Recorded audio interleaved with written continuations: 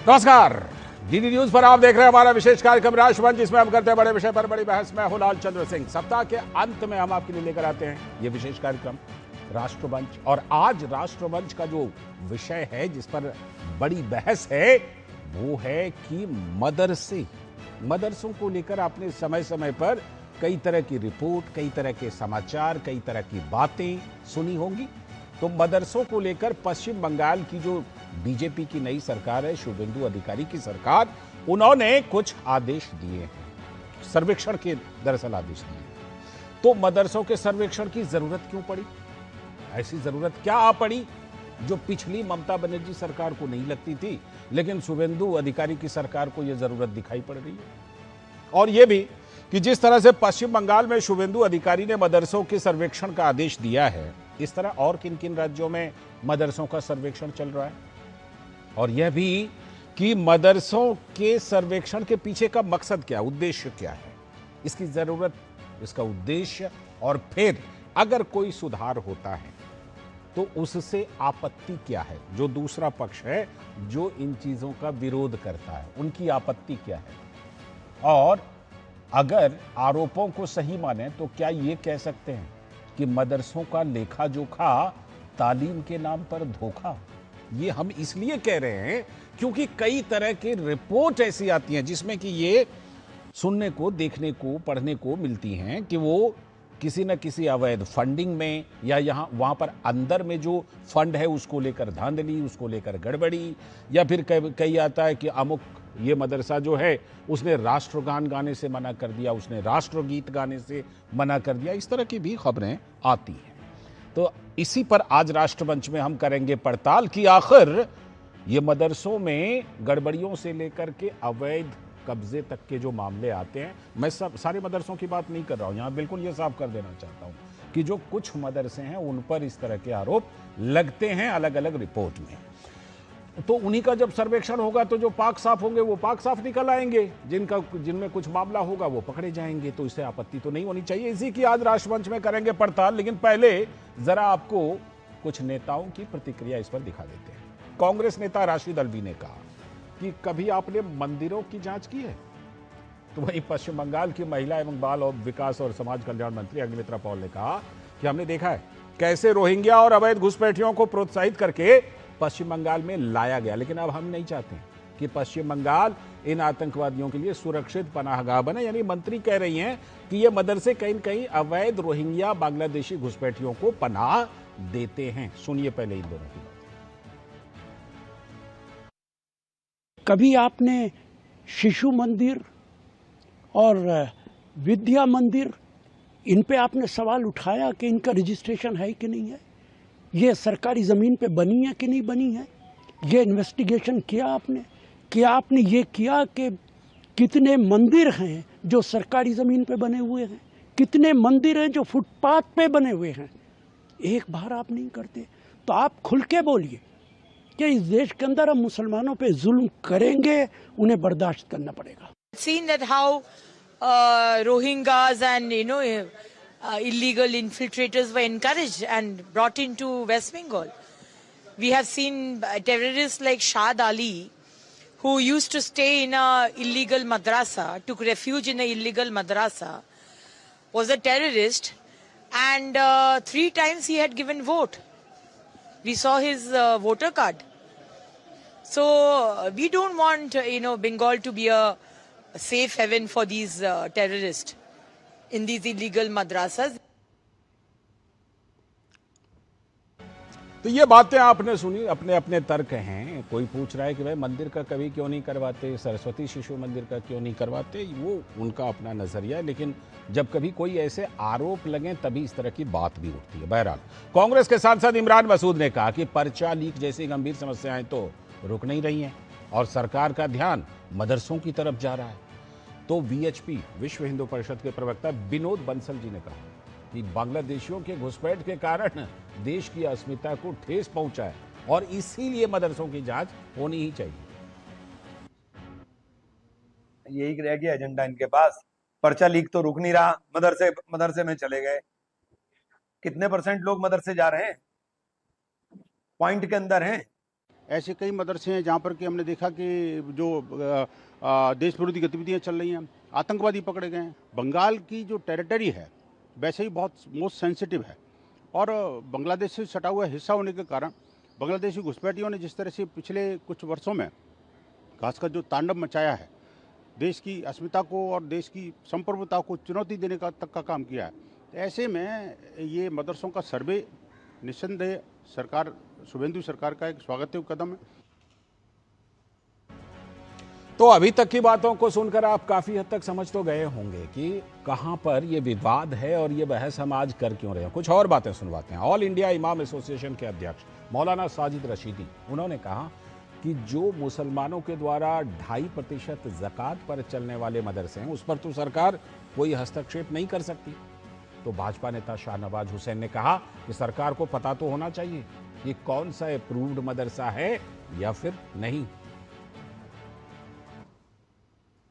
जो मुसलमानों की 2.5% ज़कात पर चलने वाले मदरसे हैं उनके अंदर सरकार कोई हस्तक्षेप नहीं कर सकती।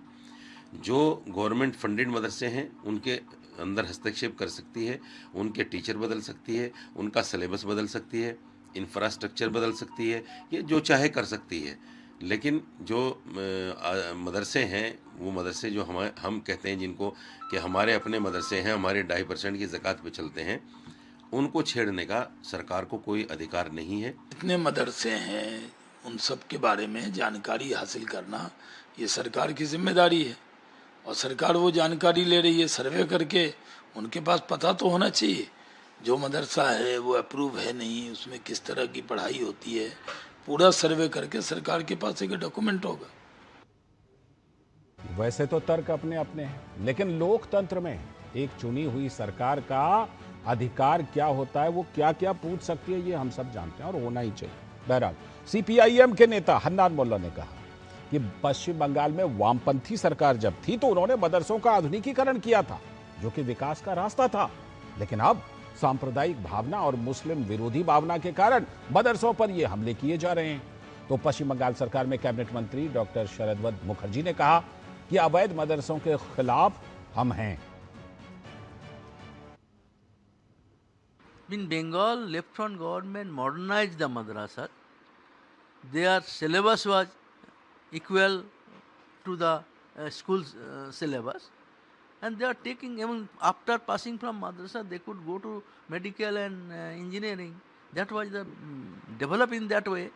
But they are, because of communal feelings, anti-Muslim feeling, they are attacking madrasas. शुरू किए मदरासों के इसीलिए कि मदरासों के खिलाफ नहीं है कि मदरासों इतना इल्लीगल हैं, इल्लीगल मदरासों के खिलाफ हम लोग हैं और ज़्यादातर दिखा गया है कि इल्लीगल मदरासों से ये जितना है ये टेररिस्ट लोग पैदा होते हैं।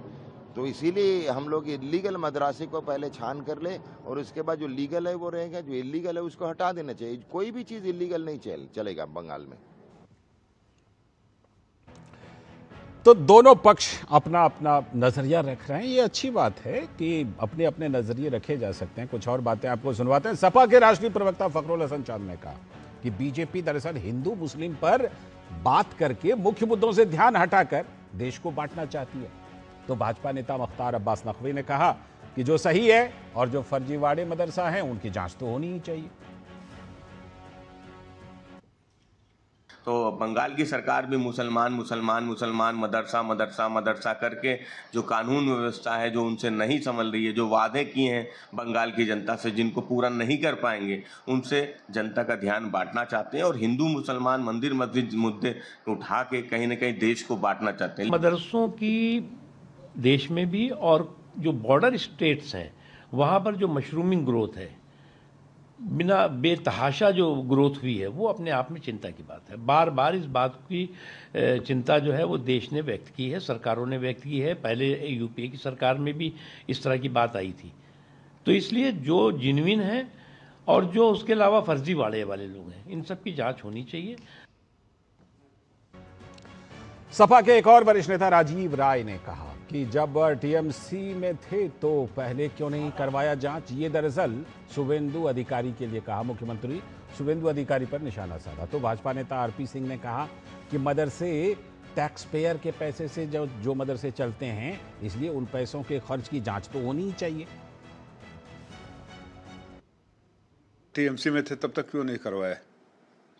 जब तक टीएमसी में थे, ये लोग मौका परस्त लोग हैं, इनकी न कोई सोच है न विचारधारा है, सत्ता है इनकी, सब कुछ है, कुर्सी ही सब कुछ है, ईमान है, और जहाँ रहते हैं उसी भाषा बोलते हैं। मदरसे सरकारी ज़मीन पर चलते हैं और टैक्स पेयर के पैसे से चलते हैं, इसलिए वो पैसा कहाँ खर्च होता है, उसका व्यय कैसे होता है और वह देश हित में है या देश विरोध में है, इसकी जानकारी होना जरूरी है, इसलिए जांच हो रही है। सपा के एक और नेता अवधेश प्रसाद ने कहा कि सरकार जनता को उलझा रही है इधर उधर की बातें करके। शिवसेना यूबीटी के नेता हैं आनंद दुबे। उन्होंने कहा मदरसे देश के अंतर्गत ही आते हैं और इनको रिकॉर्ड में तो रखना पड़ेगा। दोनों इंडी गठबंधन के पार्टनर।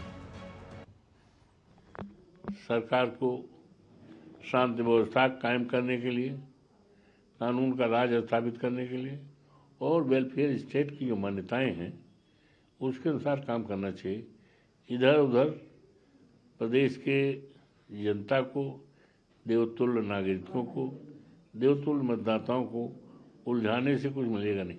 कितने हमारे राज्य में मदरसे हैं, उन मदरसों में कितने बच्चे पढ़ते हैं, उनको क्या पढ़ाया जाता है, कभी कुछ वहाँ पर दुर्घटना हुई तो क्या वो निकल सकते हैं, उनकी जान कैसे बचाई जा सकती है, उनको भोजन पानी कैसा मिलता है, उनका स्वास्थ्य कैसा, ये सब तो जांच होनी चाहिए ना।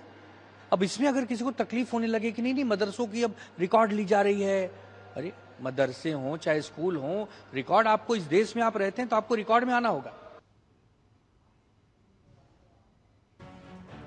ये सारी बातें सुनने के बाद आपको ये तो पता चल गया होगा कि एक तरफ ये तर्क है कि भाई जांच तो होनी चाहिए अगर कुछ बड़े बड़े गंभीर आरोप लगे हैं। दूसरी तरफ ये तर्क है कि बाकी मुद्दों पर बात कीजिए नहीं, इसको छोड़ दीजिए, इस पर बात नहीं कीजिए। ये इतनी बातें निकल करके आती हैं, लेकिन बात तो होगी और इसीलिए राष्ट्रमंच पर हमने इसको विषय भी रखा है। और आज राष्ट्रमंच पर जो हम सवाल पूछ रहे हैं, सबसे पहले वो सवाल आपको बता देते हैं। मदरसों को लेकर पश्चिम बंगाल की सरकार का नया आदेश क्या है, शुभेंदु अधिकारी की सरकार का, वो हम आपको लगातार आपके टेलीविजन स्क्रीन पर दिखाते भी रहेंगे कि क्या क्या बातें कही गई हैं। एक तो उसकी जो प्रमुख बात है, दूसरा सवाल उसी से है कि मदरसों से के सर्वेक्षण की जरूरत क्यों पड़ी, आखिर ऐसा क्या हुआ जिससे कि लगता है कि नहीं मदरसों का सर्वेक्षण तो होना चाहिए। और ये भी कि पश्चिम बंगाल कोई अकेला राज्य नहीं है। तीसरा सवाल उसी से कि देश के किन किन राज्यों में मदरसों की पड़ताल हो चुकी है, चल रही है और होने वाली है। चौथा सवाल, कुछ मदरसों, यहां पर कुछ शब्द पर गौर कीजिएगा क्योंकि हम सारे मदरसों की बात नहीं कर रहे, कुछ मदरसों पर कौन कौन से संगीन गंभीर आरोप लगे हैं अभी तक, वो भी आपको बताएंगे। और पांचवा और आखिरी सवाल कि अगर मदरसों में सर्वेक्षण हो, सुधार हो, उसको आधुनिक बनाया जाए, इससे परहेज और विरोध क्यों है, ये तो नहीं होना चाहिए। इन्हीं पांचों सवालों पर आज हम कर रहे हैं राष्ट्रमंच पर पड़ताल और इसमें हमारे साथ आज जुड़ रहे हैं धनंजय गिरी जी, भारतीय जनता पार्टी के प्रवक्ता, बहुत बहुत स्वागत धनंजय जी। अजय वर्मा जी, कांग्रेस के नेता, आज यहीं स्टूडियो में हमारे साथ मौजूद हैं, स्वागत अजय जी। संजय सरकार जी हैं, राजनीतिक विश्लेषक और टीएमसी के समर्थन में बातें रखते हैं। नमस्ते दादा, कैसे हैं? नमस्ते नमस्ते नमस्ते नमस्ते। अतीकुर रहमान साहब हैं जो हमें इस्लामिक नजरिए से बताएंगे कि मदरसे कितनी तरह के हमारे यहाँ चलते हैं, मदरसों में क्या कुछ होता है, कुछ आरोप लगे हैं तो उसकी सच्चाई क्या है। बहुत बहुत स्वागत आपका अतीकुर रहमान साहब। हमारे साथ प्रकाश चंद्रालिया जी हैं, राष्ट्रीय महानगर कोलकाता के एडिटर संपादक। सर बहुत बहुत नमस्ते। प्रकाश जी को आज इसलिए भी फिर से बुलाया है, कष्ट दिया है क्योंकि शुभेंदु दादा ने इस तरह के वहां पर आदेश दिए। दिव्यांश काला हमारे साथ यही स्टूडियो में मौजूद हैं, आंतरिक सुरक्षा विशेषज्ञ, आपका भी बहुत बहुत स्वागत है। आज सबसे पहला सवाल धनंजय गिरी जी से होगा। धनंजय गिरी जी, सबसे पहला सवाल यही, क्यों जरूरत पड़ती है मदरसों के सर्वेक्षण की? और दूसरी तरफ से यह सवाल पूछा जाता है कि भाई जो राशिद अलवी जी ने कहा कि किसी सरस्वती शिशु मंदिर की, किसी दूसरी जगहों की कोई सर्वेक्षण तो नहीं होती, उसकी जरूरत नहीं पड़ती, मदरसों की जरूरत पड़ती है, ऐसी क्या बात है, बताइए धनंजय। लालचंद जी, उन्होंने खुद ही कह दिया कि जरूरत नहीं पड़ती। क्यों नहीं पड़ती है? क्योंकि वहां से कोई ऐसी गतिविधि, कोई ऐसी एक्टिविटी, कोई भी ऐसा वाकया पिछले इतिहास में नहीं हुआ है। मंदिरों से आपको आवाज क्या आती है?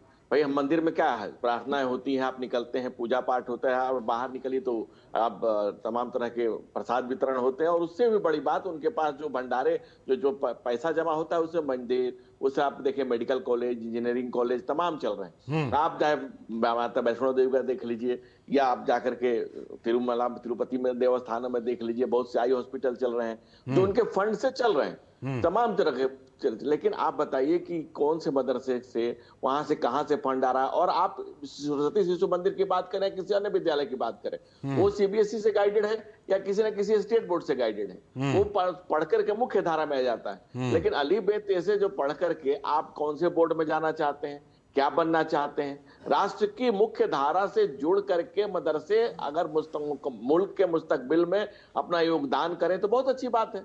लेकिन अगर आपने भी कहा कि अगर आधुनिकीकरण हो रहा है, उसकी जांच पड़ताल हो रही है कि आप क्या पढ़ा रहे हैं, नहीं पढ़ा रहे हैं, तो जांच करना सरकार की जिम्मेवारी है कि भाई अगर मदरसे से निकले तो उसके दोनों हाथ जो है वो राष्ट्र निर्माण में लगे, ताकि दोनों हाथों में पत्थर लेकर के जुमे की नमाज के बाद वो निकल जाए तो राष्ट्र को तोड़ने के लिए ये ना हो। अगर वो राष्ट्र की मुख्य धारा से जुड़ेगा तो राष्ट्रवादी बनेगा, और अगर दूसरे से आतंक उसको पढ़ाएंगे तो आतंकवादी बनेगा। नहीं ऐसा अगर नहीं, क्या ऐसा कुछ सीरियस आया है सामने? नहीं, क्या आप कई जगह देखेंगे, कई घटनाएं ऐसी हुई है इतिहास में आप देखेंगे। और मैं धार्मिक बात बोलना नहीं चाहता हूं, क्योंकि मुल्क का सौहार्द बहुत महत्वपूर्ण है और हम ये मानते हैं कि ये सभी का इसमें योगदान है। हमारे प्रधानमंत्री जी ने सब कहा है कि सबका साथ, सबका विकास, सबका विश्वास और सबका प्रयास। और उस प्रयास में अगर कोई पीछे छूट गया है, अगर मदरसे का मॉडर्नाइजेशन जरूरी है, एक हाथ में कंप्यूटर और एक हाथ में कुरान, तो ये प्रधानमंत्री जी ने भी कहा। हाँ, कितनी अच्छी बात हो जाएगी, कितना अच्छी बात हो जाएगी। अब आप पीछे बहुत दकियानूसी पीछे रह जाएंगे, बहुत पीछे चलेंगे। और जो मुल्ला मौलवी बोल रहे हैं वो क्या चाह रहे हैं? चाह रहे हैं कि भाई उनके पीछे उनके रामो करम पे आप रहें। नहीं, कोई किसी का रामो करम पे नहीं रहे। इस मुल्क का मुसलमान अपने मुस्तकबिल को अपने मकाम तक लेके जाए। हम चाहते हैं कि वो देश के आगे बढ़े, समाज की मुख्य धारा में आए, दोनों हाथ उठाए और राष्ट्र निर्माण में अपना योगदान करे। ठीक है, इसमें कहाँ किसी को दिक्कत? ठीक है। मैं थोड़ा सा जांच में ठीक है धनंजय जी, आता हूं सर, थोड़ा सा इसको विस्तार प्रकाश जी के जरिए देते हैं, फिर बाकी लोगों के पास। प्रकाश जी, बाकी कुछ राज्यों में प्रकाश दा, चाहे वो उत्तराखंड, उत्तर प्रदेश और भी असम, पश्चिम बंगाल के बगल में असम, वहां पर इस तरह की चीजें काफी हद तक की जा चुकी हैं। पश्चिम बंगाल को इसकी जरूरत पड़ी तो क्या ये कहीं ना कहीं अवैध घुसपैठियों से भी जाकर के जुड़ता है, जैसा कि पश्चिम बंगाल की मंत्री अग्निमित्रा पॉल बता रही थी? लालचंद जी, देखिए, मदरसों की बात अगर करें तो थोड़ा पहले जाना चाहिए हमें। 2002 की बात करें, जब पश्चिम बंगाल में कोलकाता में अमेरिकन सेंटर पर हमला हुआ था, उस समय सरकार वामपंथियों की थी और तत्कालीन मुख्यमंत्री ने भी उस समय मदरसों की मॉनिटरिंग के लिए, उनकी जांच और पड़ताल के लिए सर्वेक्षण के आदेश दिए थे। उस वक्त जमायते उलेमा हिंद और वामपंथियों में भी कई दल ऐसे थे जो फॉरवर्ड ब्लॉक भी था, सीपीआई भी थी और आरएसपी भी थी, उन लोगों ने विरोध कर दिया था। इसलिए सर्वेक्षण की बात करें या मॉनिटरिंग की बात करें, पश्चिम बंगाल में यह पहली बार नहीं हो रहा है। देखिए, और इसके कई आंकड़े हैं। मैं आंकड़ों की अगर बात करें, देखिए, एक तो सबसे बड़ी बात है कि शुभेंदु दा की सरकार आई है और एक नए सिरे से पश्चिम बंगाल के नव निर्माण का काम चल रहा है। पश्चिम बंगाल में नई सरकार एक ऐसे मौके पर आई है और ये 1 महीने के इस कालखंड में आप देखें तो जो तृणमूल सरकार का 15 वर्षों का जो कालखंड रहा है, इनके कई सांसद जो है वो भागे भागे फिर रहे हैं। इनके करीब 8 पार्षद अब तक अरेस्ट हो चुके हैं, कई मंत्री, कई विधायक जो भागे भागे फिर रहे हैं, कोई साड़ियों के बंडल के नीचे छुप करके अपनी जान बचाते हुए गिरफ्तार हो रहा है, कोई कहीं मिल रहा है। ये 15 वर्षों के भ्रष्टाचारी शासन के अंत होने के बाद में ये सवाल उठा है। अब थोड़ी सी आंकड़ों, आप मुझे 1 मिनट का समय कृपया। जरूर। 2010-11 के अंदर में वामपंथियों का शासन था। उस समय माइनॉरिटीज और मदरसा का बजट कितना था? सिर्फ 472 करोड़ रुपए। और पिछले 2024-25 की बात करें तो मदरसा का और माइनॉरिटीज का बजट था 5530.65 करोड़, यानी 5,500 करोड़ से ज्यादा। 2026-27 जो ममता बनर्जी का आखिरी बजट रहा है, उस समय बजट इनका मदरसा का, माइनॉरिटीज का बढ़ा के कितना कर दिया गया? 5,713.61 करोड़। ये मुद्दा बना था चुनाव प्रचार के दौरान भी इसे मुद्दा बनाया गया था। जी लालचंद जी, और विकास के बाद और बड़े बड़े नेताओं ने, अलग अलग पार्टियों के मुख्तलिफ नेताओं ने बहुत सारी बातें की, लेकिन पश्चिम बंगाल में मदरसा और माइनॉरिटीज के लिए जो 5,713 करोड़ का बजट आया है, ये बजट 39 प्रमुख सेक्टर से बहुत ज्यादा है। आप पावर की बात करें, इरिगेशन की बात करें, डिजास्टर मैनेजमेंट की बात करें, बैकवर्ड वेलफेयर की बात करें, transport, land reforms, technical education, इन सब की बात करें तो कहीं नहीं है। एग्रीकल्चर मार्केटिंग के लिए बजट बंगाल का सिर्फ 434 करोड़ का। ठीक है। साइंस एंड टेक्नोलॉजी उसके लिए बजट सिर्फ 155 करोड़ का। ये इतना बजट, प्रकाश दा, इतना बजट बढ़ाया गया टीएमसी के द्वारा, उसके बावजूद हन्नान मोल्ला जी अभी कह रहे थे कि आधुनिकीकरण तो हमने किया, टीएमसी वालों ने शायद आधुनिकीकरण नहीं किया। मैं आता हूं प्रकाश दा, संजय सरकार जी को यहां पर लाते हैं। संजय सरकार जी, एक लाइन और बोल लीजिए, फिर संजय सरकार जी। एक लाइन सिर्फ ये है कि ये सारा नाटक, इतना बड़ा खर्च, और बंगाल में मदरसों की संख्या कितनी है? बंगाल में गवर्नमेंट एडेड मदरसों की संख्या है सिर्फ 614 और 601 मदरसे हैं जो अनएडेड हैं, और इसके अंदर सिर्फ 5.5 से 6 लाख के आसपास मदरसा में पढ़ने वाले लोग हैं जो तालीम लेते हैं। इतने सारे लोगों के लिए इतना बड़ा बजट। ठीक, संजय सरकार, संरक्षण नहीं तो क्या होगा? संजय सरकार जी, मदरसों में सुधार, एक तरफ वामपंथी क्लेम कर रहे हैं कि हम मॉडर्नाइज कर रहे थे, दूसरी तरफ बीजेपी की नई सरकार दावा कर रही है कि हम मॉडर्नाइज कर देंगे। बीच में टीएमसी ने बड़े बड़े बजट तो रखे, लेकिन बड़े गंभीर आरोप लगे मदरसों पर। लालचंद जी, गुड इवनिंग। मैं एक चीज आपको बताना चाहता, जब 2011 में दीदी सत्ता में आई थी तो देश का प्रमुख, मतलब जो बड़े बड़े पत्रकार ने तो 3 चीज दीदी को पूछे थे। सचार कमेटी के रिपोर्ट के अनुसार में आप मुसलमान के लिए क्या कर रहे हैं, एक नंबर बात है। 2 नंबर बात है, यहाँ के इंडस्ट्रीज के लिए आपको क्या ध्यान है। तीसरे नंबर बात है, यहाँ एजुकेशन सिस्टम है, इसके लिए आप क्या कर सकते हैं। दीदी पहले बोले थे, हम पहले तो जो मतलब माइनॉरिटी है उसको हाथ में हम किताब देने चाहता है, पेन दे कलम देने चाहता है और कॉपी देने चाहता है। ठीक है। नंबर 2 में यहाँ बंगाल में जब जितना किताब, और दूसरे सेक्टर में मतलब मद्रासा छोड़ के हम वहां पर हर स्कूल में किताब फ्री कर देंगे, पेन फ्री कर देंगे, ड्रेस फ्री कर देंगे, शूज और साइकिल भी फ्री हो जाएंगे, उसने बोला था। तीसरे का बोलता है इंडस्ट्रीज के लिए जब बोले थे तो हम इसको बाद में आते इंडस्ट्रीज के बारे में। मैं आपको धीरे धीरे एक एक करके आता हूँ, ठीक है। तो इसमें बोला गया था कि इंडस्ट्रीज हम बंगाल में सुधारेंगे, लेकिन धीरे धीरे सुधारने पड़ेंगे। तो रेड मिलिटेंट्स जो थे, ये बंगाल का मेन भूमि जो था, ये जूट इंडस्ट्रीज को पड़ेगी। जूट इंडस्ट्रीज में 30 से 35 हजार आदमी काम करते। जब लेफ्ट फ्रंट या सरकार में आए थे, तमाम जूट इंडस्ट्रीज बंद हो गया था, टी गार्डन भी बंद हो गया, तमाम सेक्टर में बहुत बुरे तरफ से चल रहा था। आईटी सेक्टर में से 500 आईटी सेक्टर चल रहा है आज के तारीख में। आज के तारीख में 4,500 आईटी सेक्टर काम चल रहा है। 20,000 आदमी लोग काम करते हैं। उस समय सिर्फ 80,000 आदमी लोग काम करते थे। उस समय 500 करोड़ का निवास हुआ था, 40,000 करोड़ का निवास बंगाल में हो चुके हैं। आप बोले ना मद्रासा से पढ़ के आतंकवादी होता है। मैं बोलता हूँ जहां इलीगल मद्रासा है इसको बिल्कुल बंद कर देना चाहिए। नहीं, ये तो फिर टीएमसी की सरकार को भी करना चाहिए था ना दादा, 15 साल का शासन रहा। नहीं, बिल्कुल किया, लेकिन रतन टाटा में भी 2006 में 10,000 मद्रासा के बच्चों को पढ़ाई कराए। अच्छा ये बताइए, जब दुर्बो सक्सेना पकड़ा गया था एटीएस के हाथ में, जो पाकिस्तान के बीजेपी के आईटी सेल के, वो कौन से मद्रासा में पढ़ा था? बलराम सिंह एक बार 2017 में भी पकड़ा गया था, 2018 में ये इसको साथ बजरंग दल का है। जितेंद्र ठाकुर ये भी पकड़ा गया था। ये कौन से थे? तालिब होसेन से जो घोन हान, मतलब जो लश्करी के आतंकवादी थे। सुनिए ना, 10 सेकंड में खत्म करने दीजिए। हाँ, बोलिए। अब खत्म कर देंगे, उसके बाद तालिब होसेन शेख अमित शाह के पीछे खड़ा रहता है। वो भारतीय जनता पार्टी कश्मीर में माइनॉरिटी सेल के मतलब जो संपादक रहता है। थोड़ा दिन बाद में उसको इनकाउंटर करता है दादा। मैं ये कह रहा था, कौन से मद्रासा में पढ़ के आके, मैं ये कह रहा था कि अगर इसकी लिस्ट बनाइएगा दादा, इसकी लिस्ट बनाइएगा कि जो गलत काम में पकड़े गए हैं वो कितने मदरसे से पढ़े हुए हैं, कितने मदरसे से नहीं पढ़े हुए हैं, तो फिर सवाल और ज्यादा बड़ा हो जाएगा। फिर उसमें जो है उधर वाली लिस्ट बहुत लंबी हो जाएगी। इसीलिए इस आधार पर नहीं बांटते, छोड़ देते हैं। नहीं, किसको? और बंगाल में धनंजय जी भी कुछ जोड़ना चाह रहे हैं, फिर मैं बाकी लोगों पर।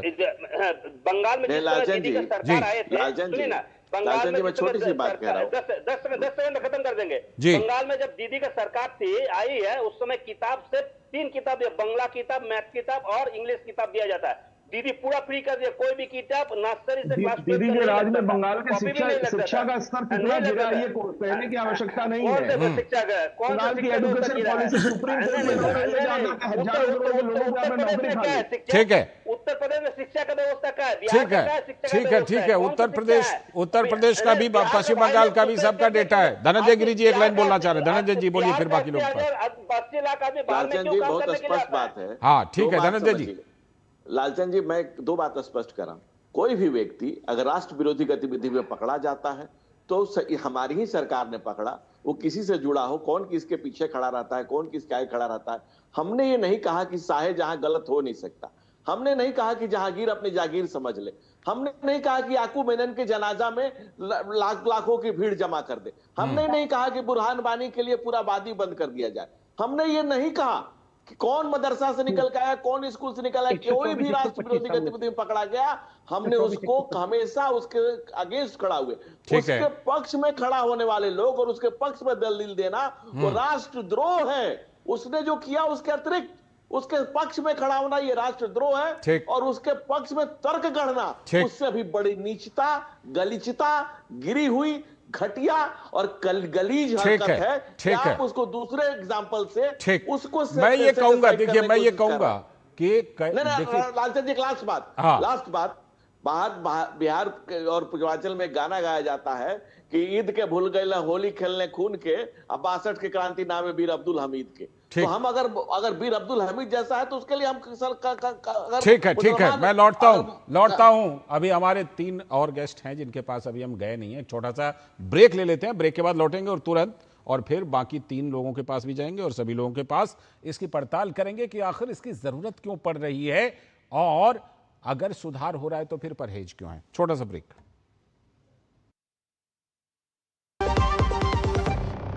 आप फिक्र मत कीजिए खन्ना साहब, वादा तो कर दिया पर ये पहुंचेगा कैसे? एक दिन में मार्कशीट कैसे मिलेगी शालिनी को? कल संडे है, मॉम की दवाइयां कल तक नहीं पहुंची तो पहुंच जाएगा। जो भी तुम चाहोगे वही पहुंचाऊंगा, एक दिन में डिलीवरी करके आऊंगा। सबको पता है कि मैं सबका दोस्त हूँ, हर सामान टाइम से पहुंचाने की ये बात है, दिल को दिल से मिलाने की ये बात है। ये है भारतीय डाक की नई 24 स्पीड पोस्ट सेवा। अब आपकी हर पोस्ट की गारंटीड डिलीवरी सिर्फ एक दिन में, ओटीपी की अतिरिक्त सुरक्षा के साथ। 24 स्पीड पोस्ट, भरोसा आपका, वादा हमारा। डाक सेवा, जन सेवा। चाबी, दुकान की चाबी, पापा बाइक की, और घर की चाबी, ऊपर से केवाईसी पेपर्स। हर बैंक के लिए अलग अलग, कहाँ सबके लिए एक चाबी होती? एक चाबी है CKYC ID। बैंक आपके KYC रिकॉर्ड CKYC रजिस्ट्री में अपलोड करता है, जिससे आपको मिलेगा एक यूनिक 14 डिजिट CKYC ID। ये सारे बैंक और फाइनेंशियल इंस्टीट्यूशंस में वैलिड है, यानी एक जगह KYC अपडेट तो सब जगह अपडेट। RBI कहता है KYC सुरक्षित बैंकिंग की ओर पहला कदम। गंभीर हार्ट अटैक के बाद रीवा के जिला अस्पताल में भर्ती मऊगंज के गोविंद लाल तिवारी को इलाज के लिए एयर एम्बुलेंस से भोपाल भेजा गया। वहीं संदीप सिंह को किडनी फेलियर और सांस की तकलीफ से बचाने के लिए सिंगरौली से भोपाल भेजा गया। ये सब कुछ संभव हो पाया प्रधानमंत्री श्री नरेंद्र मोदी के मार्गदर्शन और मुख्यमंत्री डॉक्टर मोहन यादव के कुशल नेतृत्व में मध्य प्रदेश में संचालित PM श्री एयर एम्बुलेंस सेवा से, जो रोगियों के लिए वरदान बन गई है। मई 2024 से प्रारंभ हुई इस सेवा से 140 से अधिक लोग हुए लाभान्वित। आयुष्मान कार्ड धारकों को एयरलिफ्ट से लेकर प्रदेश के अंदर और बाहर सभी आयुष्मान मान्यता प्राप्त अस्पतालों में मुफ्त इलाज की सुविधा। गैर आयुष्मान श्रेणी के मरीजों का प्रदेश के अंदर सशुल्क एयरलिफ्ट और शासकीय अस्पतालों में इलाज।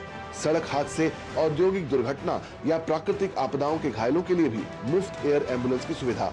मध्य प्रदेश सरकार के द्वारा घोषित गरीब से गरीब आदमी की जान बचाने के लिए एयर एम्बुलेंस की सुविधा की जो सौगात दी गई है वो एक बार फिर हमारे लिए लाभकारी सिद्ध हुई है। कई सारे लोगों की हमने इस तरह से जान भी बचाई है और मदद भी की है। हमारी सरकार गरीब से गरीब आदमी के जीवन में ये मदद करने के लिए तत्पर है। माननीय मुख्यमंत्री मोहन यादव जी का बहुत बहुत धन्यवाद करते हैं। इस योजना को चला करके गरीबों के लिए एक वरदान सिद्ध साबित किए। PM श्री एयर एम्बुलेंस में प्रशिक्षित डॉक्टर और पैरामेडिकल स्टाफ की व्यवस्था।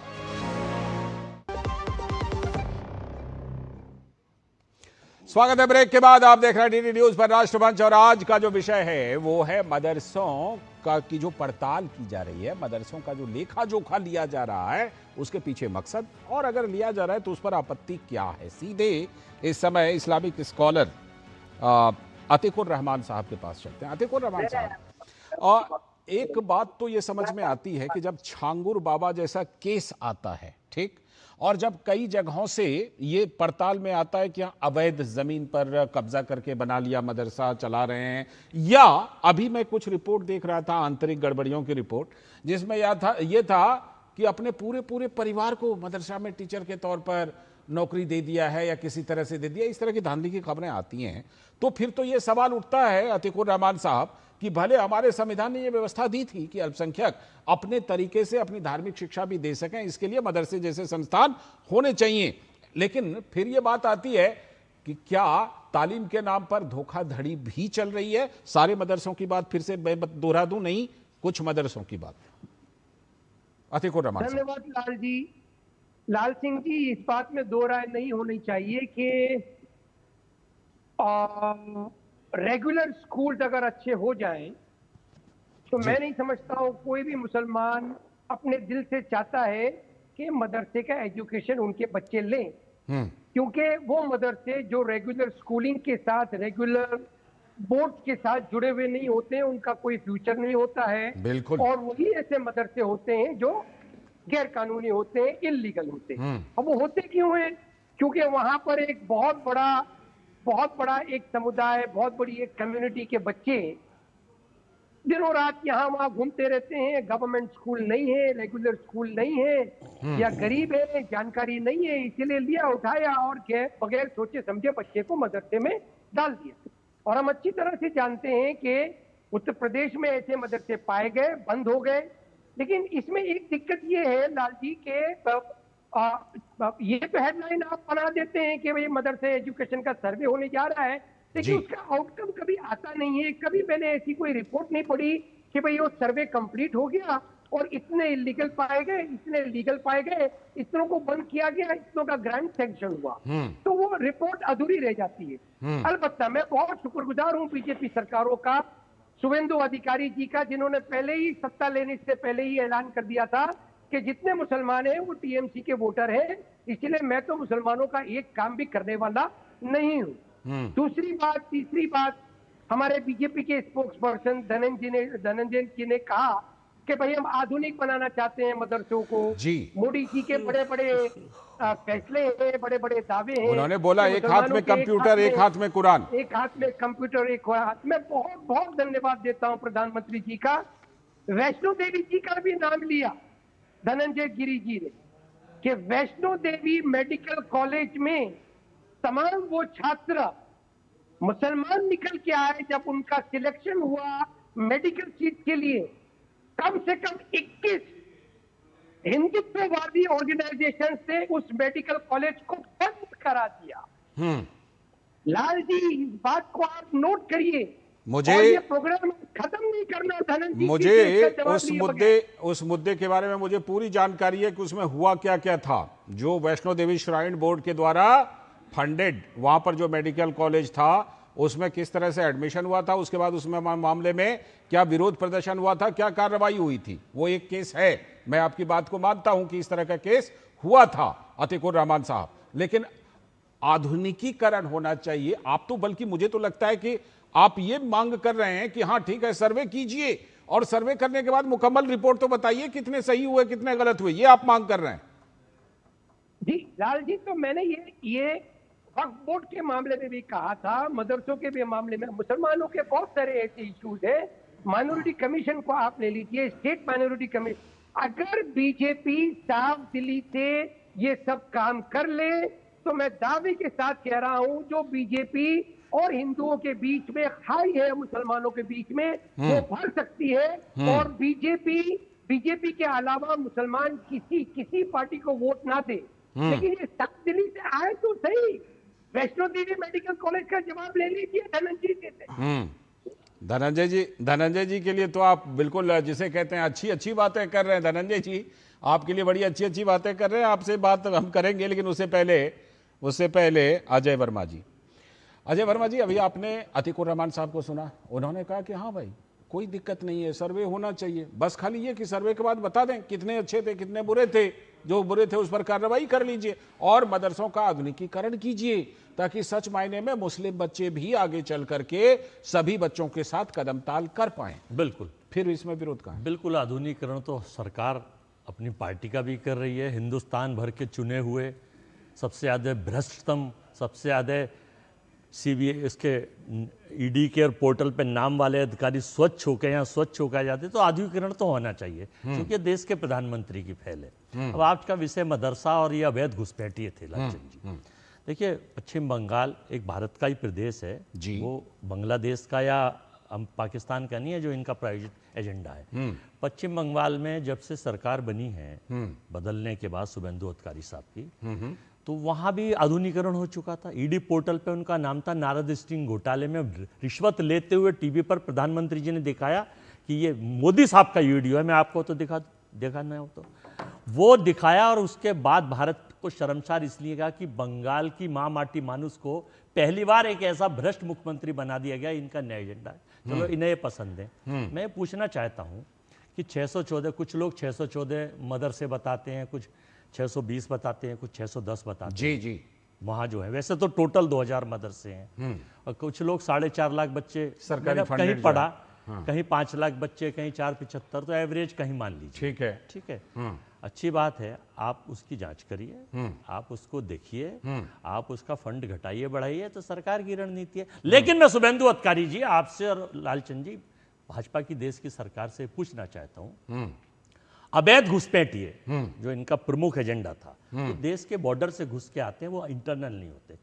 अवैध घुसपैठिए किसी भी संस्था के लिए, अगर अवैध घुसपैठिए डीडी यूनियन में घुस जाएंगे तो यहाँ के लिए घातक और खतरनाक है, देश के लिए तो है ही। अवैध घुसपैठिए बंगाल में घुस जाएंगे तो वहाँ के लिए घातक और खतरनाक है, और अवैध घुसपैठिए अदर्स पार्टियों से बीजेपी में आकर शुद्ध हो जाएंगे तो उसका तो पता आने वाले कल में चलेगा कि कितने घातक घुसपैठिए। लेकिन हमारी सरकार के हमारे प्रधानमंत्री श्री मनमोहन सिंह जी, स्वर्गीय मनमोहन सिंह जी ने, आपको एक याद हो तो डाटा तो दें कि 4 से लेकर 14 तक करीब कितने घुसपैठिए निकाले, 90,000 के करीब घुसपैठिए, आधिकारिक डाटा है, पढ़ लीजिए। ठीक है। इस सरकार ने भी डाटा दिया, 14 से लेकर 26 तक इन्होंने शायद 3800-4800 घुसपैठिए निकाल के दिए। ठीक है, अब मैं ये पूछना चाहता हूँ कि अभी 1 महीना, सवा महीना इनका एजेंडा प्रमुख था घुसपैठिए का, क्या इन्होंने उस दिन से लेकर आज तक नकली लाइन, झूठा प्रोपोगंडा, ये तो सब दिखाते हैं, एक भी घुसपैठिया निकाला है तो मुझे तो कहीं अधिकारी का आंकड़ा दिख नहीं रहा है। अधिकारी का आंकड़ा तो नहीं, लेकिन बॉर्डर पर लोग दिखाई पड़ रहे हैं। मैं लालचंद जी में बहुत सारी भीड़ रामलाल के घर की दिखा दूं और श्यामलाल की बता दूं, तो इससे कोई फायदा नहीं है। सरकार धनंजय गिरी जी, प्लीज पूरा कर लूंगा। देखिए, कानून वांट्स प्रूफ, अब प्रूफ अगर आप नहीं देंगे तो सिवाय एजेंडा, प्रोपोगंडा, ये काम हिटलर भी करता था और उसका जो प्रचार मंत्री जो गोपाल भी करता था। इनका एजेंडा बहुत चल चुका। अब उत्तर प्रदेश में, अब मदरसों की बात है, अवैध की बात है, चूंकि चुनाव उत्तर प्रदेश में और 7 स्टेटों में आ रहे हैं। बंगाल हो चुका, वहां आ चुके, वहां उत्तर प्रदेश में नहीं आएंगे। क्यों नहीं आएंगे? क्योंकि यहाँ की आबादी का कैलकुलेशन बिल्कुल अलग है, ग्राफ अलग है। नहीं, तो आप कहना चाह रहे हैं कि मदरसों पर कार्रवाई उत्तर प्रदेश के चुनाव को लेकर मैंने करनी चाहिए ना, खूब करें। 38,000 देश में मुझे लगता है कि घुसपैठिए हैं, जिसमें से 25,000, कोई 40,000 बताता है, कोई 36 बताता है, एवरेज 38 मान लीजिए। 38,000 में से उसके 60% 24-25,000 घुसपैठिए मदरसे उत्तर प्रदेश में है। अब कितने उसमें जायज है, कितने जायज है? मैं तो सबसे ज्यादा कहूंगा कि सरकार उत्तर प्रदेश में एजेंडा ना बनाकर, प्रोपोगंडा ना बनाकर, अपना मुख्य धारा ना बनाकर, लेकिन अजय जी ये सवाल तो उठेंगे, ये सवाल तो उठेंगे कि कांग्रेस की सरकार उत्तराखंड में भी हुआ करती थी, असम में भी हुआ करती थी, और ये आरोप लगते हैं कि मदरसों को अवैध जमीन उपलब्ध कराने में कांग्रेस की सरकार ने भूमिका तो कर दूं मैं। हमारे के लिए आपने कह दिया कि हम राष्ट्रद्रोही हैं। अरे भाई, आप कितने राष्ट्रभक्त हैं? 12 से लेकर 14 से 26 तक कितना आंकड़ा दिखाया? ये नकली राष्ट्र धनंजय जी का जवाब, और नकली हिंदूगिरी मत करिए, नकली सनातनी मत बनिए, केवल एजेंडा मत चलाइए, इस देश के सोशल फैब्रिक को खत्म मत करिए। धनंजय जी का जवाब, हिंदू, मुस्लिम, सिख, ईसाई, बौद्ध, पारसी को भारत का संविधान, बाबा साहब का संविधान सारी अनुमति देता है। ये गॉडसे का संविधान और वर्तमान जो आधुनिक संविधान है, 3 हो गया, हिस्ट्रियां थी। हो अभी गया, रुक हो जाइए गया। जरा। 3 हिस्ट्रियां हो गया थी। अजय वर्मा जी, हो गया। हाँ जवाब दीजिए जवाब दीजिए मिडवेस्ट और आधुनिक। जवाब भी साथ साथ लेते जाइए। ये आधुनिक, नहीं तो सवाल पेंडिंग हो जाएगा ना। आधुनिक संविधान के जनक, इनसे कोई उम्मीद नहीं की जा सकती। आंकड़ों पे बात जवाब। करेंगे। अब कहानी सुनाने लगेंगे, किससे सुनाएंगे? नहीं पहले देखते हैं ना जवाब में कहानी सुनाते हैं या डेटा देते हैं, देख लेते हैं ना। आइए धनंजय गिरी जी जवाब। इससे कहानी का स्वागत। आइए आपका धनंजय गिरी जी जवाब। लालचंद जी, इस देश में बहुत बड़े 2 नेता हैं, आदरणीय राहुल गांधी और परम आदरणीय सोनिया गांधी। दोनों ईडी के केस में जमानत पर चल रहे हैं और केस से भाजपा का कोई लेना देना नहीं। केस उन लोगों ने किया जो आजादी की लड़ाई में जिन्होंने वो प्रेस की स्थापना की थी और उस प्रेस को मां बेटा मिलकर 50 लाख में 2000 करोड़ की संपत्ति गटक रहे थे। ऐसा उन लोगों ने केस किया और दोनों जमानत पर। इसका मदरसे वाले मामले से क्या लेना देना बताइए। नहीं, उन्होंने ईडी सीबीआई की कुछ बात उन्होंने कही थी। मैं उसी ईडी सीबीआई की बात बता रहा हूं कि ईडी के केस में दोनों माई बेटा जमानत पर चल रहे, उसे हमने कोई केस नहीं किया। ठीक है, वो खुद के जो बोएगा वही पाएगा। तेरा भ्रष्टाचार तेरे आगे आएगा। कांग्रेस के कुकर्म से के कारण वो हुए। दूसरी बात जो कह रहे हैं बाबा साहब के संविधान की बात वो लोग भी कर रहे हैं जिन्होंने बाबा साहब के 77,000 वोट को इनवैलिड किया था और जिन्होंने बाबा साहब ने नेहरू मंत्रिमंडल से इस्तीफा दिया था और बाबा साहब ने कांग्रेस के खिलाफ 52 पेज का पिटीशन फाइल किया था कि नेहरू ने खुद आकर के हेलीकॉप्टर से उनको चुनाव हराया। वो लोग भी बाबा साहब की दुहाई दे रहे हैं। ये मक्कारी देख लीजिए। तो आप ये कह रहे हैं कांग्रेस को बाबा साहब की दुहाई नहीं देनी चाहिए?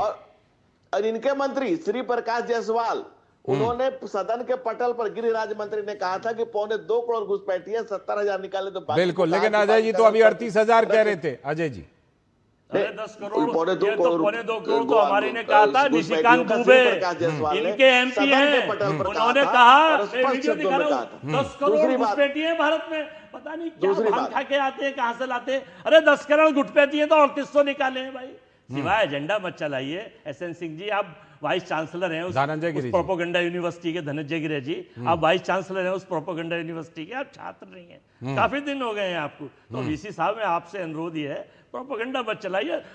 निशिकांत दुबे का जो 10 करोड़ घुसपैठियों का आंकड़ा था वो कहाँ है? आज यूनिवर्सिटी की बात नहीं, मदरसे की बात हो रही है। मदरसे की ये तो मैं पूछ रहा हूँ। आप ही आंकड़े दे रहे हो तो मैं आपसे उसका सवाल पूछ रहा हूँ। मदरसे पे आपने जवाब नहीं दिया। उत्तर प्रदेश के आप देखने वाले हैं, बताइए उत्तर प्रदेश में कब कार्रवाई शुरू करेंगे? ये जो कांग्रेस पार्टी ने देश को पीड़ा दी है और आज इनकी पीड़ा जो है वो अच्छा लग रहा है, क्योंकि जिन्होंने जो देश पे इन्होंने दंश दिया है, जो देश के माथे पर इन्होंने दंश बोया है, उसका नतीजा ये है कि आज एक वंश जो 6 पीढ़ियों से एक पार्टी को चला रहा है, लोकतंत्र क्या, कोई लोक लज्जा, कोई स्वतंत्र चेतना का व्यक्ति कांग्रेस पार्टी का महिलाएं सुरक्षित नहीं है। जो लोग महिला जिनके साथ नहीं रहती वो महिलाएं सुरक्षित नहीं है मित्रों। तब तक आप जवाहरलाल नेहरू, इंदिरा गांधी, उनके बेटा राहुल गांधी, उनके गुजरा करा देंगे। राजीव गांधी। अरे भाई, इस देश में, उत्तर प्रदेश में आपको पता है नंबर 1 में महिला अत्याचार में एनसीआरबी के आंकड़े। मैं नहीं कह रहा, या आपका झूठा बार बार बोलो, तो ऐसा जोर से बोलो, तेज बोलो, झूठ बोलो, ये समझ चुकी है जनता। सारे पेपर लीक हो रहे हैं, 4 पेपर। सुन लीजिए, 4। ठीक है, मुद्दे पर रहते हैं, मुद्दे पर लालचंद जी, देखिए लालचंद जी, मैं कह रहा हूँ, मैं इनसे पूछना चाहता हूँ, नहीं बोला हमारे नेता राहुल गांधी ने ट्वीट किया, सम्मान से सुना, लेकिन क्या सो नीट, सीबीएसई, एसएससी, ठीक है, आज मदरसे पर, आज मदरसे पर, उसके बाद एक ही टीयू, ठीक, करोड़ों छात्रों के मदरसे। अब रुक जाइए, कुछ बचाव नहीं होगा, कुछ गंभीर बात है, कुछ गंभीर बात है। सीबीएसई सचिव और चेयरमैन हटाया है, ठीक है, अगले दिन उसे मलाईदार पोस्टिंग दे दिया। ठीक, आप दोनों रुक जाइए, वो मुद्दा नहीं, वो मुद्दा नहीं, वो किसी और दिन, हम लोग नीट पर भी कर चुके हैं। डायरेक्टर को हटा के रुक जाइए, सीधे इस समय आंतरिक सुरक्षा विशेषज्ञ दिव्यांश काला जी, वाइस चांसलर साहब, दिव्यांश काला जी, बस अच्छा, ठीक है, दिव्यांश काला जी, ये बताइए कि कुछ तो अभी बात उठी, आपने चर्चा सुनी जिसमें ये बात उठी कि भाई अवैध घुसपैठियों को शरण देना, चाहे वो रोहिंग्या हो, बांग्लादेशी हो, ये कुछ मदरसों पर आरोप है। मैं बार बार कुछ को दोहरा रहा हूं। और इसके अलावा कौन कौन से गंभीर आरोप एजेंसियों के द्वारा, जो खुफिया एजेंसियां हैं, आंतरिक सुरक्षा एजेंसियां हैं, उनके द्वारा मदरसों को लेकर जो मोटे तौर पर गंभीर आरोप लगे हैं, क्या वो आरोप इतने बड़े हैं दिव्यांश, जिसमें कि सरकारों को इस तरह के कदम, सर्वे वाले कदम उठाने पड़े? बताइए। धन्यवाद लालचंद जी, इस महत्व की डिबेट में मुझे आमंत्रित करने के लिए। सभी पैनलिस्ट की बात मैंने एक बड़े गौर से सुनी जी। एक बात तो तय है कि मदरसा चलाने में कोई समस्या नहीं, आप चलाइए। हाँ। संविधान आपको पूरी इजाजत देता है, हाँ। पूरी अनुमति है कि आप मदरसे चलाइए, मदरसे कानून के अंडर ऑपरेट कीजिए। ठीक। लेकिन इसके साथ ही एक बात और ध्यान में आती है कि चाहे मदरसा हो या कोई अन्य संस्थान हो, जहां वो राष्ट्रीय सुरक्षा के लिए खतरा बनेंगे उन पर उचित कार्रवाई, कठोर कार्रवाई होनी चाहिए। इस पे कोई इसके पे कोई समझौता कहीं भी स्वीकार नहीं है। ठीक है। लेकिन समस्या क्या है कि जब आप केवल मैं भारत को भी अभी सेंटर मत कीजिए, क्योंकि भारत पे करते हैं तो फिर एक राजनीतिक आलाप विलाप शुरू हो जाता है। दुनिया भर की स्थिति में अगर आप जाते हैं तब 1970-80 का जब दशक चल रहा था तो उस समय दुनिया भर में जब ग्लोबल एक्सट्रीमिज्म का जो दौर चल रहा था, जहां से देखा जाता है कि बड़े बड़े आतंकवादी संगठन अलकायदा और ये सब खड़े हुए पूरी दुनिया में। उनका सेंटर पॉइंट क्या था? या तो मिडिल ईस्ट, कुछ कम जैसे अरब का पैलेस्टीनी लिबरेशन ऑर्गेनाइजेशन का अरब मिडिल ईस्ट था, अलकायदा, तालिबान आदि जमात, इन सब का संगठन कहीं ना कहीं पाकिस्तान में खड़ा हो रहा था। केवल एक उठाते हैं, जिस समय पाकिस्तान 9/11 जब हुआ था, लालचंद्र जी एक बात ध्यान रखना कि 9/11 कोई आइसोलेटेड घटना नहीं थी। मैं बार बार एक बात कोट करता हूं, 9/11 कमीशन की रिपोर्ट देखते हैं, उसमें पूरा इकोसिस्टम डेवलप किया गया। उसमें यूनिवर्सिटी के प्रोफेसर थे, इंजीनियर्स थे, मैकेनिकल साइंटिस्ट थे, और इन सब का एक मीटिंग पॉइंट बनाया जाता थे मदरसों को। अच्छा, और ये मदरसे ये बात सिर्फ भारत की नहीं है, ये भारत की नहीं है। वो मदरसे, मैं सब मदरसों को, फिर हम वही बात मैं बार बार दोहराया कि कुछ मदरसों की बात। कौन से मदरसे जिनका संबंध या तो पैलेस्टीनी लिबरेशन ऑर्गेनाइजेशन के साथ अमेरिका में आ रहा था, या अन्य किसी आतंकवादी एक्सट्रीमिस्ट संगठनों के साथ आ रहा था। और 9/11 कमीशन रिपोर्ट ने उन मदरसों की जो परिभाषा दी है वो ऐसी दी थी कि these are the incubators of violent extremism, ऐसा करके उसको परिभाषित किया। ठीक है। बाद में क्योंकि जिया उल हक ने जब अपनी सेना को जिहाद को जब प्रमोट किया, बढ़ाया, हथियार बनाना शुरू किया भारत के विरोध में, तो जिया उल हक ने पूरी शिक्षा व्यवस्था को बदला, कट्टरवादी शिक्षा व्यवस्था खड़ी की। बाद में जब 9/11 हुआ तो अमेरिका के दबाव में आ करके परवेज मुशर्रफ ने एक दिखावे के रूप में कुछ कदम उठाए कि हम मॉडर्नाइज कर रहे हैं। ठीक है, लेकिन आज के जो वहां के हेड हैं, आप दूसरी ओर वास्तविक हेड वो भी मदरसा के ही प्रोडक्ट हैं। अब दक्षिण पूर्वी एशिया की आप स्थिति देखते हैं लालचंद जी, तो दक्षिण पूर्वी एशिया की स्थिति भी कुछ बहुत अलग नहीं है। वहां एक संगठन इंडोनेशिया, मलेशिया में ऑपरेट करता है, एक्सट्रीमिस्ट संगठन है, नेट पे नाम है जम्मा इस्लामिया। ठीक है। उससे जुड़े मदरसों से निकले हुए लोग आतंकवादी गतिविधियों में जा रहे हैं। ठीक है, तो भारत में इसकी जड़ें कहां से शुरू होती है? भारत में दूसरा, अब जो राष्ट्रीय सुरक्षा की जो भारत के संदर्भ में बात करते हैं, टीएमसी के हमारे मित्र संजय सरकार जी हैं, हमारे बड़े भाई भी हैं। वो मुझे नहीं, पिछली डिबेट में हमारा उनसे इसी बात पे हॉट टॉक हुआ था, वो शायद इस बात को नहीं मानेंगे। क्यों? क्योंकि उनके लिए बीएसएफ की स्थिति क्या है, पार्टी टीएमसी के लिए बीएसएफ क्या मायने रखता है, वो हम सबको जग जाहिर है। नहीं, लेकिन अभी बीएसएफ के डीजी कुणाल घोष बड़ी तारीफ कर रहे थे, बचा लिया सेंट्रल फोर्सेज ने, सीआरपीएफ ने। वो तो बात का विषय है, वो पॉलिटिकल इशू है। बीएसएफ के डीजी के शर्मा का भी एक स्टेटमेंट है कि बॉर्डर एरियाज में लगातार बढ़ रहे मदरसों के कारण एक डिस्टर्बेंस देखा जा रहा है। ये हमारे प्रेजेंट बीएसएफ के डीजी अभी प्रेजेंट बीएसएफ डीजी का। और दूसरा, आप अगर एक उदाहरण लें बंगाल और असम में जी, तो बांग्लादेश में एक संगठन काम कर रहा है, अंसारुल इस्लाम, जिसे अंसारुल्लाह बंगला टीम कहते हैं, जो वहां पर कई हत्याओं में शामिल रहा। उससे जुड़े हुए लोग वो सीमा पर भी 3-4-5 सालों में आसाम, बंगाल के आसपास के एरियाज में दिखाई दिए। वहां पर असम सरकार ने उस समय एक्शन लिया था। तो जब इतने बड़े बड़े आरोप हैं दिव्यांश, तो जाहिर सी बात है कि मामला तो गंभीर है, मामला गंभीर है। एक छोटा सा ब्रेक ले लेते हैं, छोटे से ब्रेक के बाद फिर लौटेंगे और सभी से अंतिम दौर की बातचीत करेंगे कि ये समस्या जो है इसमें आगे क्या होना चाहिए। छोटा सा ब्रेक अभी।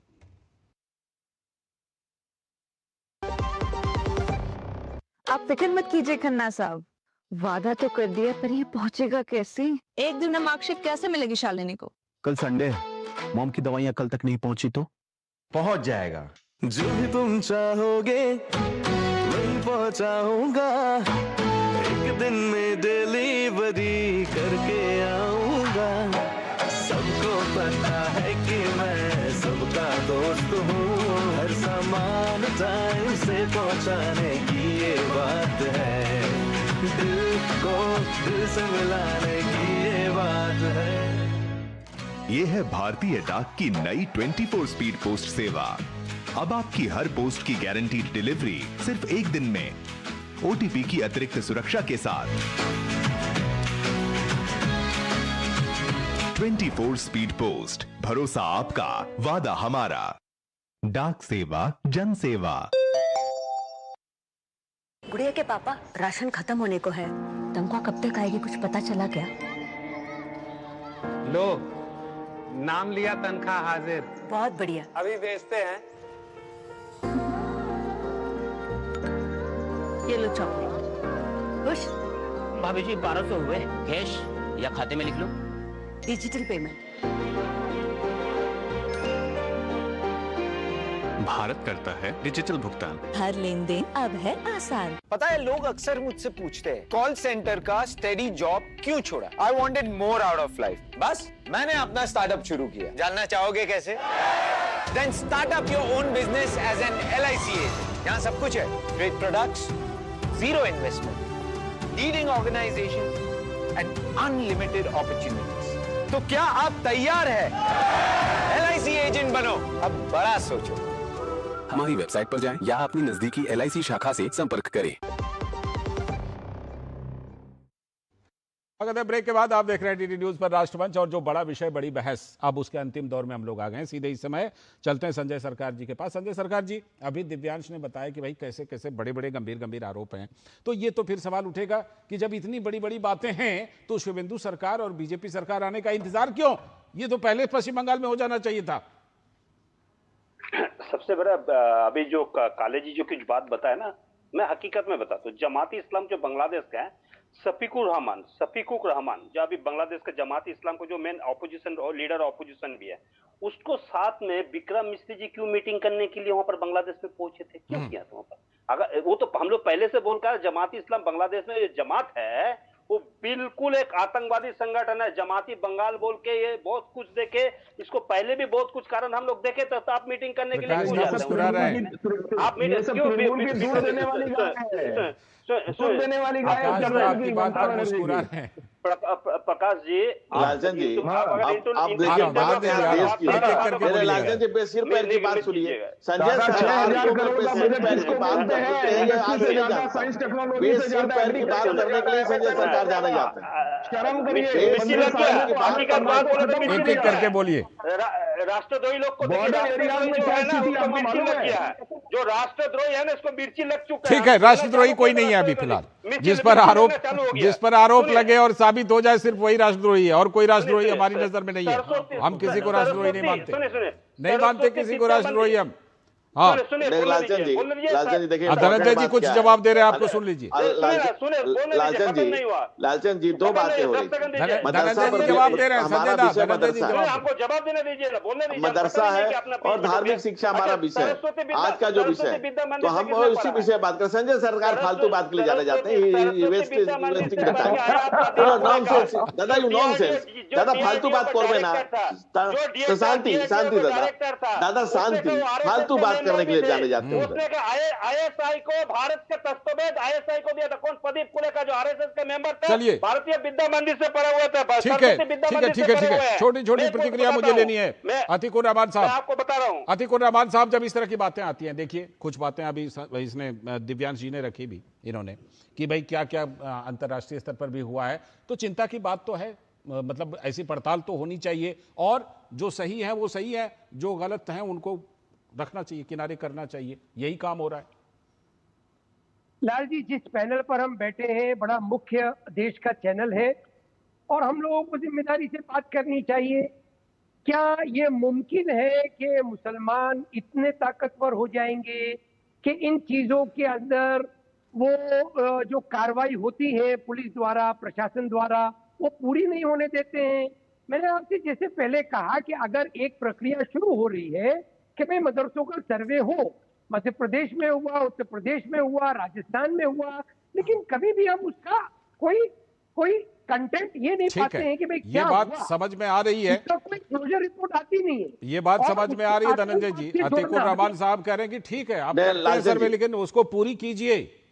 लालचंद जी, मैं छोटी सी बात कह रहा हूं। आप तालिबान को जानते हैं? बिल्कुल। मैं अनिसुर रहमान जी से पूछता हूं, क्या तालिबान के समर्थन में है कि विरोध में? ये स्पष्ट बता, एक लाइन की सवाल है, हाँ या ना? तालिबान के संदर्भ में किनसे पूछा है आपने? किनसे पूछा है धनंजय जी? संजय सरदार बेसिकली इडियट, बेसिकली वर इडियट। ठीक है, ऑलवेज वेस्टिंग टाइम। ठीक है संजय जी, अब रुक जाइए। दादा का फेडर डाउन करिए। संजय जी थोड़ा सा रुक जाइए। संजय जी थोड़ा रुक जाइए अब। जयशंकर जी, हाँ बोलिए धनंजय जी, किससे आपने पूछा था तालिबान के बारे में? मैंने अनिसुर रहमान जी से पूछा था। ठीक, अतीकुर रहमान साहब जवाब आपका। क्या काम है यहाँ? देना चाहेंगे जवाब? तालिबान के जो डिप्लोमेटिक 2 लीडर आए थे, ठीक है मैं समझ गया, उन्होंने घुमा दिया कि तालिबान के विदेश मंत्री आए थे तो आपने स्वागत किया था। ठीक है, मुझे छोटी छोटी प्रतिक्रिया सभी से लेनी पड़ेगी। अजय बात को कंप्लीट करता हूँ। लालचंद जी, इस बात को विषय मैंने क्यों उठाया? तालिब का अर्थ होता है विद्यार्थी, और पश्तो भाषा में तालिबान का अर्थ होता है धार्मिक विद्यार्थी। ठीक है, तो अगर धार्मिक विद्यार्थी तालिबानी बने और धार्मिक विद्यार्थी अगर तालिबान जैसा बने, जो कि वहां पर एक इस्लाम का शासन लाए, जो कहे कि भाई एक पर्टिकुलर चलना है, निजाम मुस्तफा कायम करना है। अजय जी, सवाल उठता है कि ऐसे में कांग्रेस नेता क्यों इधर उधर की बातें करते हैं कि इसकी भी होनी चाहिए, उसकी भी होनी चाहिए? भाई जहां आरोप लगेगा उसी की तो जांच होगी, बताइए। बेसिकली अब अजय जी का जवाब सुन लीजिए जरा, अजय जी का। अरे जयचंद की अगली औलाद, रुक जाइए, ये पब्लिक सर्विस ब्रॉडकास्टिंग है, रुक जाइए, सब लोग मर्यादा का पालन कीजिए। राष्ट्रद्रोही को बोलने दीजिए, तो राष्ट्रद्रोही है कि आजादी में इसको। अजय जी जल्दी से टिप्पणी, अजय जी जल्दी से। ठीक है, क्रिश्चियन कम्युनिटी में हो या सिख कम्युनिटी में, लेकिन जहां आरोप लगेंगे वही ना जांच होगी। मैं कह रहा हूं, ये भी तो बात है कि जहां देखिए, जहां गंभीर आरोप लगेंगे वही जांच होगी। सुन लीजिए, किसी भी भेष में अगर संत के भेष में आसाराम बापू बलात्कारी हो जाएगा तो पूरे क्या कलंकित करने का काम, ये काम देश की सरकार एजेंडा ना चलाए, ये ब्लूप्रिंट बताए कि आने वाले कल में मदरसों के लिए क्या करना है। वही तो बता रहे हैं, वो कह रहे हैं सर्वे करवा रहे हैं, तो उसका जो मकसद है वो भी हमने बताया है, अच्छे मकसद से सर्वे करवा रहे हैं, अच्छे मकसद से सर्वे करवा रहे हैं, ये भी कह रहे हैं क्योंकि सुधार करना है, आधुनिकीकरण करना है। शुक्रिया, समय समाप्त। ब्लूप्रिंट भी दे, सरकार ब्लूप्रिंट भी दी है, सरकार ने ब्लूप्रिंट भी दिया है। शुक्रिया फिलहाल धनंजय जी, अजय जी, संजय जी, अतीकुर रहमान साहब, प्रकाश चंदेलिया जी और दिव्यांश, बहुत बहुत शुक्रिया आप सभी का जुड़ने के लिए राष्ट्रमंच पर। जाहिर सी बात है कि इसमें आगे चलकर बहुत कुछ अभी होना है और कुछ ऐसे और भी राज्य हो सकते हैं आगे चलकर शामिल जो इस प्रक्रिया को पूरी करें। बहरहाल आज के राष्ट्रमंच में इतना ही। पूरी टीम को दीजिए अनुमति। नमस्कार।